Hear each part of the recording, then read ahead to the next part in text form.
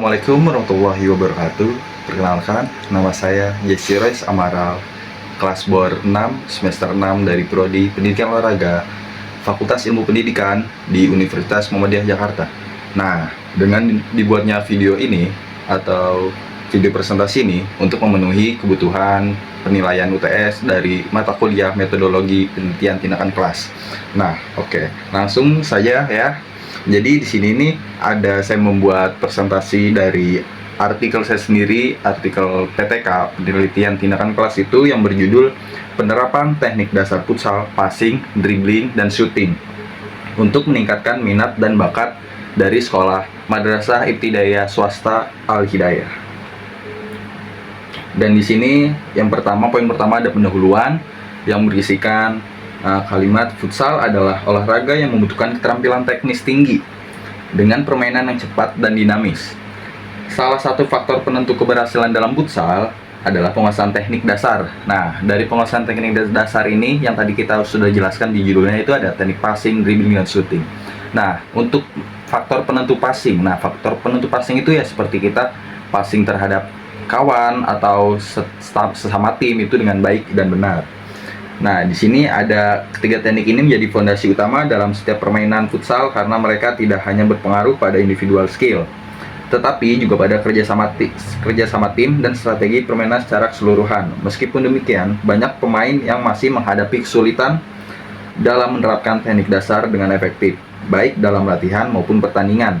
Nah, sebelumnya saya jelaskan dulu terlebih dahulu yang ketiga teknik tadi. Nah, teknik passing itu juga harus dibarengin juga dengan untuk kondisi mata juga kita harus melihat juga posisi pemainnya. Jadi jangan mengoper ke teman atau ke sesama tim ini ke musuh yang lagi dekat dengan jarak kita. Jadi kita harus menyesuaikan juga untuk mengoper bola ke tim ini.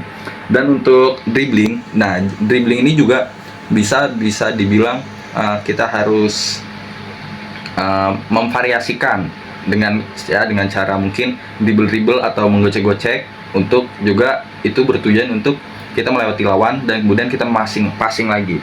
Dan untuk teknik shooting ini, nah shooting ini juga bisa dibilang hampir semua pemain juga bisa dilakukan karena shooting ini juga pada dasarnya ya hanya menendang bola. Nah, dengan tujuan shooting ini untuk membuat poin untuk tim kita sendiri atau memecahkan skor. Nah, penelitian ini bertujuan untuk mengidentifikasi peran dan pengaruh penguasaan teknik dasar futsal, yakni passing, dribbling, dan shooting dalam meningkatkan kualitas permain futsal. Selain itu, penelitian ini juga berusaha mengeksplorasi hubungan antara intensitas latihan, teknik dasar futsal, dengan pencapaian performa individu dan tim di pertandingan futsal. Nah, selanjutnya di sini ada metode penelitian. Metode penelitian ini mengambil model penelitian Kemis dan McTaggart. Nah, yang menurut Ari Kunto dan kawan-kawan pada tahun 2012 merupakan suatu kegiatan penelitian yang dilakukan oleh guru di kelasnya sendiri dengan jalan merancang, melaksanakan, mengamati, dan merefleksikan tindakan secara kolaboratif dan partisipasif. Nah, di sini ada perencanaan atau planning yang siklus pertama, lalu kemudian masuk ke pelaksanaan tindakan atau bisa disebut acting. Nah, kemudian ada mulai di tahap ketiga siklus pertama ini ada pengamatan. Pengamatan itu ialah seperti observasi atau bisa disebut observing. Dan refleksi ini yang terakhir untuk di siklus pertama itu atau bisa disebut reflecting. Nah, sebagaimana dikemukakan oleh Kemis dan McTaggart pada tahun 1988, peningkatan keterampilan teknik dasar futsal siswa karena memungkinkan perbaikan berkelanjutan berdasarkan hasil refleksi tiap siklus. Nah, di sini ada hasil penelitian dan pembahasan. Nah, di sini tuh ada penelitian passing dan di sini bisa dilihat ada distribusi keterampilan passing. Nah, di keterampilan passing untuk penilaian A atau penilaian dari skor 91 hingga 100 itu tidak ada. Karena rata-rata pemain yang saya amati ini di bagian passing untuk nilai B kebanyakan itu ada sekitar 5 siswa atau 6 siswa. Dan untuk penilaian yang C yang dari nilai 71 hingga 80 itu terdapat mungkin sekitar ini 65,2%. Dan yang D begitu juga. Yang D juga hanya sekitar 21,7%. Dan di sini ada hasil penelitian dribbling dan pembahasannya. Keterampilan dribbling menunjukkan hasil yang relatif lebih tinggi dibanding passing dan shooting sebanyak 73,9%.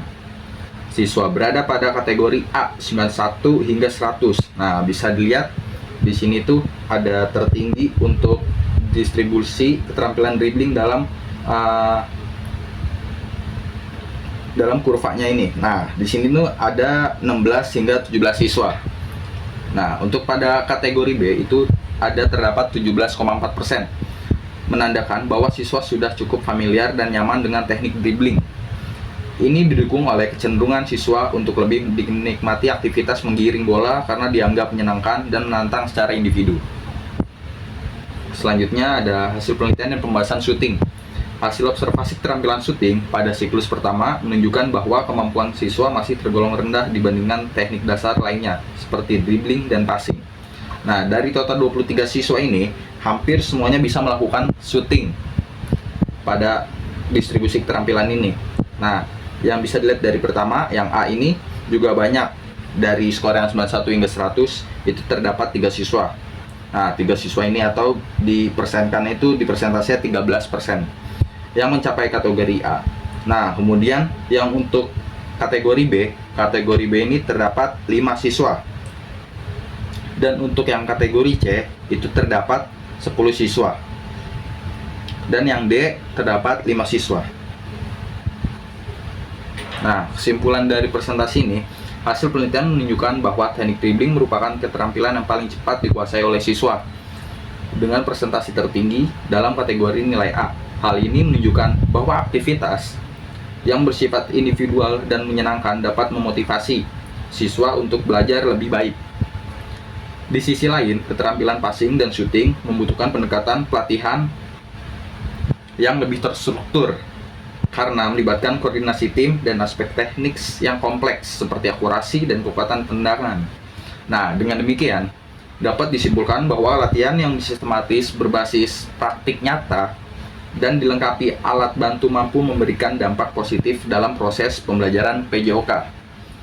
Nah, khususnya pada teknik dasar futsal, perencanaan yang matang serta pemberian umpan balik langsung saat latihan berperan besar dalam meningkatkan keterampilan siswa. Penelitian ini juga menunjukkan bahwa pendekatan reflektif dan bertahap sangat efektif dalam mendorong perkembangan keterampilan motorik siswa secara berkelanjutan.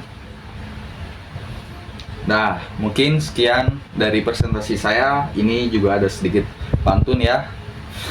Mie goreng dibeli si ayah, mie sarimi beli di Bu Asih. Sekian presentasi dari saya. Apakah ada pertanyaan? Ya tidak ada. Terima kasih. Wassalamualaikum warahmatullahi wabarakatuh.